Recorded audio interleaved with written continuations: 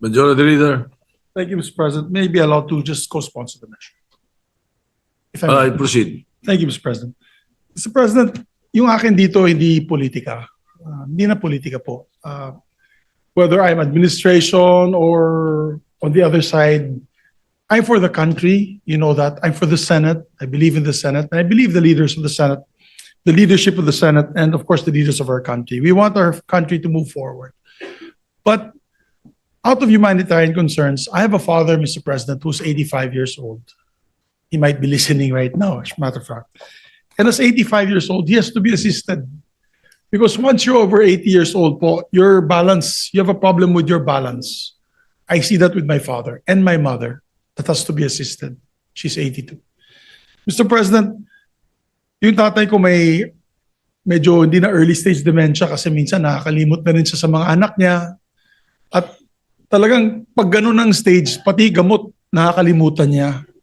So imagine you have a leader, former leader of the president, on isolation in that area na not assisted, talagang madideteriorate yung tao, Mr. President. We accord in the Philippine law accords persons of or detainees, persons deprived of liberty, a chance to see their family, a chance to even get visitors from not just family members but also other members of their circle. I remember also former President Joseph Estrada was given hospital arrest, and he was also given he was accorded certain liberties even when he was arrested. Former President Gloria Macapagal Arroyo also was given hospital arrest and given certain liberties also while arrested.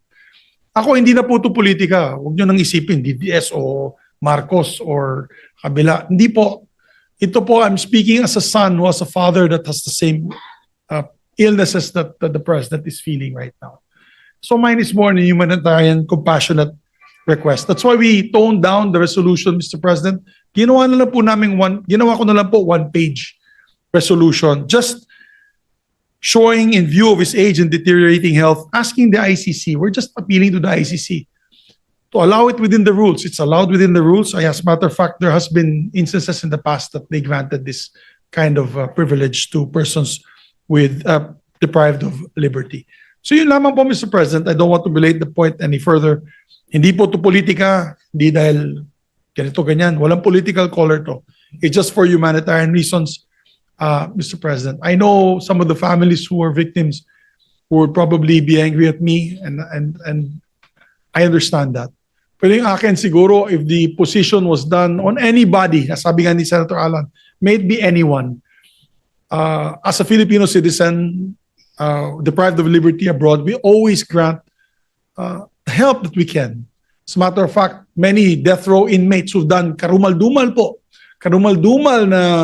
na krimen sa ibang bansa na Pilipino ay binibigyan po natin ng legal assistance.